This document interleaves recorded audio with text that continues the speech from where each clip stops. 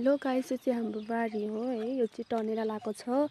यसमा टनेलामा टमाटरहरू रहिरहेको छ। टमाटर पहिला त टर्नै थियो, अहिले सबै सुकिसकेको छ कि नराम्रो नराम्रो भइरहेछ, सबै सुकेर। अनि यता यो प्याजहरू भयो, अरू पनि देखाउँछु।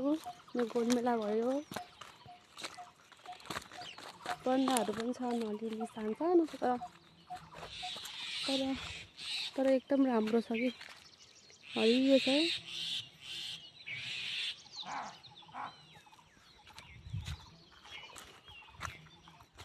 यो भुटभन्डा, धनियाँ भयो, यो चाहिँ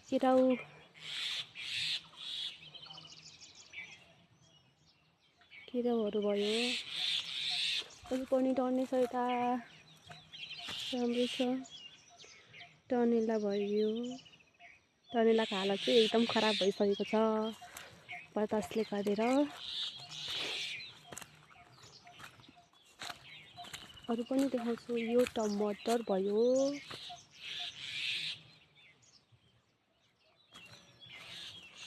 यस्तोमा गर्दा चाहिँ कस्तो राम्रो भइरहेको छ।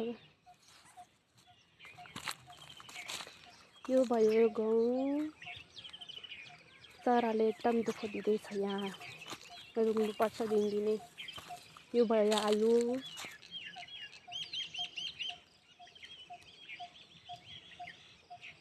यो आलुतिर त खन्ने बेला भइसकेको छ।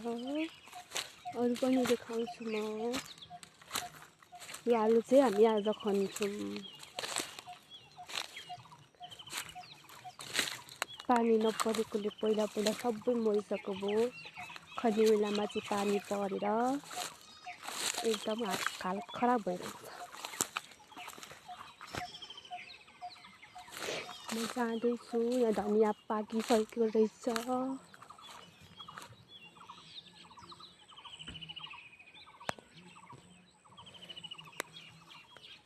म जाँदैछु। गहुँ पाक्न आँटेको छ कि चराले दुःख दिएर हैरान बनाउँछ।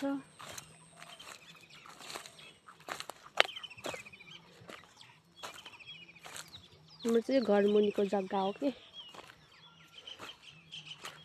बारी।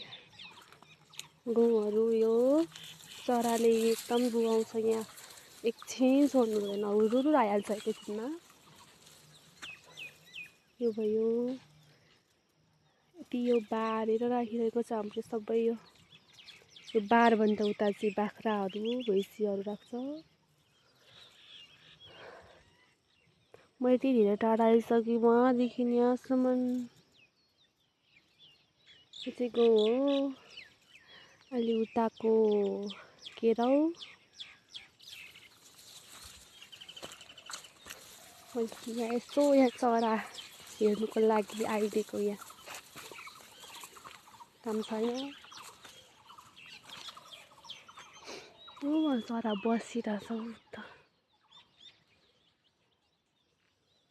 हाम्रो चाहिँ यो चरालाई तर्साउनु राखेको यस्तरी टाँगेको, तर चराले मरिकै टेर्दैन।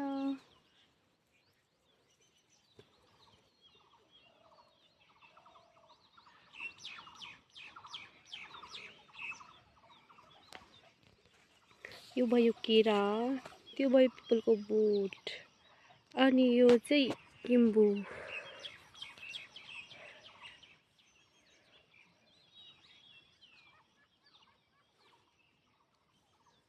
चराहरू कति धेरै आइरहेछ क्या,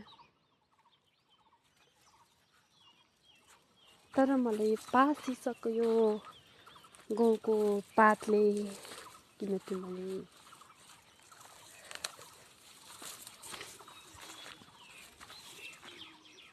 मेरो हजुरबाउ त्यहाँ हुनुहुन्छ, एकदम धेरै मिहिनेत गर्नुहुन्छ उहाँले। मेरो चाहिँ बुवा हुनुहुन्छ, बुवा चाहिँ तर यहाँ हुनुहुन्न।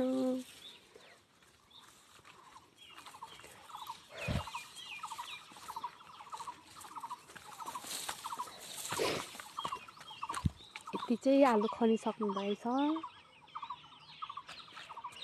कति धेरै खनिसक्नु भयो। तर यहाँ कति फल्यो होला चराहरू कति धेरै कराइरहेछन् यहाँ एकछिन छोड्न मिल्दैन गाह्रो छ